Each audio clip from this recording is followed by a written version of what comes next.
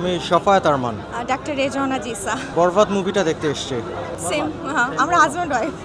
Basically যেটা হচ্ছে যে ফার্স্ট অফ অল হচ্ছে নায়ক সাকিব খান। সো বাংলাদেশে বর্তমানে যে পরিমাণ মুভি হচ্ছে, সো যে লাইক আমরা যদি বাইরের দেশেরটা কম্পেয়ার করি, ইন্ডিয়া বা অন্যান্য ইউএসএর আমরা যদি মুভি কম্পেয়ার করি, তো বাংলাদেশের মুভিগুলো এখন অনেকাংশ হচ্ছে আপনার ডেভেলপ হচ্ছে।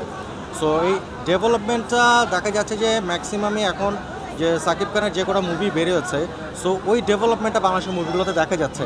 আরও যেমন আপনার মুভি আরও বেরিয়েছে, দাগি, তারপর সো সব কটাতে আসছে, বাট সিরিয়ালটাই আগে চলে এসে প্রায়োরিটি হচ্ছে সাকিব খানের আগে।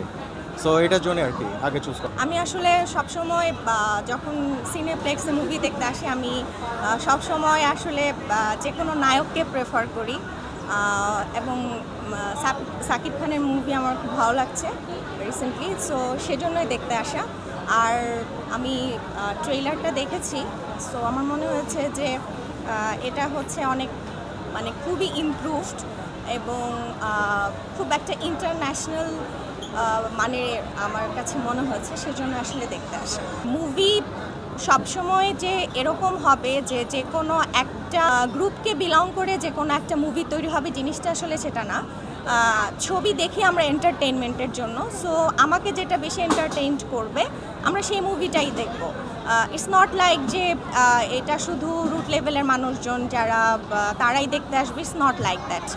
আর যেখানে বাংলাদেশ চলে আসবে, বাংলাদেশের নায়ক সেখানে ইন্টারন্যাশনালি উনি যেই ধরনের মুভিটা করছেন, এটাকে আসলে আমাদের সবারই সাপোর্ট করা উচিত।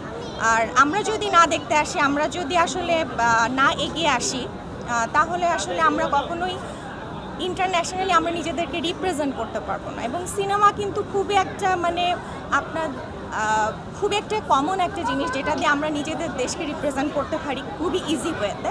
তো আমার মনে হয় যে এই কথাটি আসলে ঠিক না। এখন ভালো মুভি হচ্ছে, সো সবারই আমার মনে হয় হলে এসে মুভি দেখা উচিত, এবং এখানকার পরিবেশটা অনেক ভালো। আর যেহেতু সব কিছুই খুব ভালো, সেজন্যই আমরা আসলে এসেছি মুভিটা দেখার জন্য। যেহেতু আপনি জাওয়ানের কথা বলছেন আর মানে শাহরুখ আর হচ্ছে সাকিব খানের কথা বলছেন, so both of them are different. তারা হচ্ছে দুজন দুই জায়গার পজিশনের মানুষ, এবং যদি পারফরমেন্সের দিক দিয়ে কথা বলা হয় ইন্ডিভিজুয়ালি, তারা হচ্ছে তাদের জায়গাটাই হচ্ছে বেস্ট ইন্ডিভিজুয়ালি যদি আমি কাউন্ট করি। আর সাকিব খানের হচ্ছে মুভিটা হচ্ছে মানে উনি যে পারফর্ম করেন মুভিতে, মানে আপনি ইন্ডিয়াতে যদি দেখেন, ইন্ডিয়াতে রুট লেভেল থেকে শুরু করে কিন্তু আপনার রিচ পিপলরা পর্যন্ত শাহরুখ খানকে দেখেন। বাংলাদেশে আল্লাহর রহমতে এখন যেটা হচ্ছে যে রুট লেভেল থেকে শুরু করে কিন্তু রিচ লেভেলের যে পিপল আছে তারা কিন্তু দেখছে। সো যদি তাদেরকে কম্পেয়ার করা, এটা আসলে কম্পেয়ার করাটা ভুল হবে। এটা ওনাদের যে অভিনয়, এটাকে হচ্ছে অসম্মান করা হবে। সো ওনাদের অভিনয়কে অসম্মান না করে আমাদের সবার উচিত হচ্ছে ওনাদেরকে বেশি অ্যাপ্রিসিয়েট করা। ইন্ডিয়াতে শাহরুখ খানের বা সালমান খানের বা আমির খানের একটা মুভি বেরোলে কী হচ্ছে, আমরা বাঙালিরা কী করছে যে বক্স অফিসে কত টাকা ইনকাম করেছে আমরা সেটা নিয়ে মাথা ঘামে। বাট ওয়েলস আমাদের নিজেদের দেশেও কিন্তু ভালো হচ্ছে, ভালো অভিনেতা আছে, তারা কাজ করছে। সো আমরা যদি বাঙালিরা আমরা সবাই মিলে যদি ওই জিনিসটাকে ভুলে গিয়ে যদি আমরা সবাই মিলে জিনিসটা দেখি, সো আলটিমেটলি কিন্তু আমাদের দেশের জন্য কিন্তু এটা ভালো। এবং ওনারা যে কষ্ট করছে, ওনাদের যে পারিশ্রমিকটা, এটা কিন্তু ওনারা চলে আসবে। It's not about the money. এনারা হচ্ছে যে আমরা কতখানি ওনাদেরকে সাপোর্ট করছে, কতখানি আমরা অডিয়েন্স হিসেবে ওনাদের মানে অ্যাক্টিংটাকে পছন্দ করছে কিনা, ভালোবাসছে কিনা, এটাই কিন্তু ওনাদের চাওয়া। সো ইন্ডিভিজুয়াল পছন্দ সবার থাকতেই পারে, বাট আমি যেটা বলবো যে সাকিব খানের ব্যাপারে হি হ্যাজ ইমপ্রুভড আ লট। আমি যদি ওনার আগের সিনেমাগুলোর কথাগুলো বলে থাকি, হি হ্যাজ রিয়েলি ইমপ্রুভ আ লট।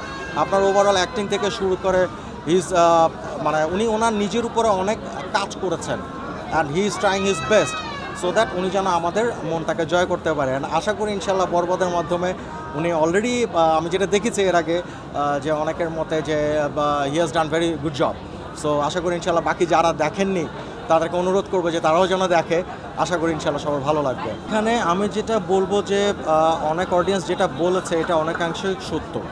কারণ হচ্ছে একটা অ্যাজ অ্যান অডিয়েন্স আমাদের কাছে যেটা ম্যাটার করে, এটা হচ্ছে প্রথমত হচ্ছে যে মানে অ্যাক্টর বা অ্যাক্ট্রেসকে, ডিরেক্টর উনি কীভাবে পরিচালনা করছেন, কীভাবে কোরিওগ্রাফি করছে, একটা মুভির ভালো সং আছে কিনা, গান আছে কিনা, পাশাপাশি হচ্ছে স্টোরিটা কি, কারণ দেখা যাচ্ছে কি আমি নর্মালি যদি একটা কম্পেয়ার করে কথা বলি, ফর অ্যান এক্সাম্পল আমি হিন্দি মুভি সিকান্দার সালমান খানেরটা দেখেছি, everything was very good performance, but story নাই। সো আলটিমেটলি কী হয়, একটা দর্শকের কাছে কিন্তু ওভারঅল সব কিছু ম্যাটার করে।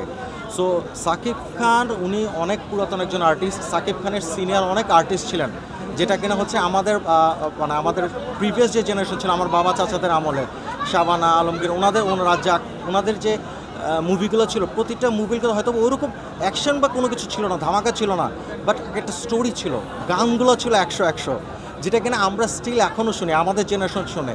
সো যখন এই জিনিসটা কন্টিনিউ হবে, আলটিমেটলি কিন্তু শুধু যে আমাদের জেনারেশনে পড়ে থাকবে তা না, আমাদের 15 যে জেনারেশন যারা থাকবে তারা এটা কন্টিনিউ করে যাবে। অ্যান্ড আমার বিশ্বাস ইনশাল্লাহ এখন যে মানে লেভেলে সাকিব খান উনি চলে এসছেন এবং যে লেভেলে উনি মুভি করতেছে, ইনশাল্লাহ বলা যায় হি ইজ এ সুপারস্টার, বাংলাদেশের হি ইজ এ সুপারস্টার।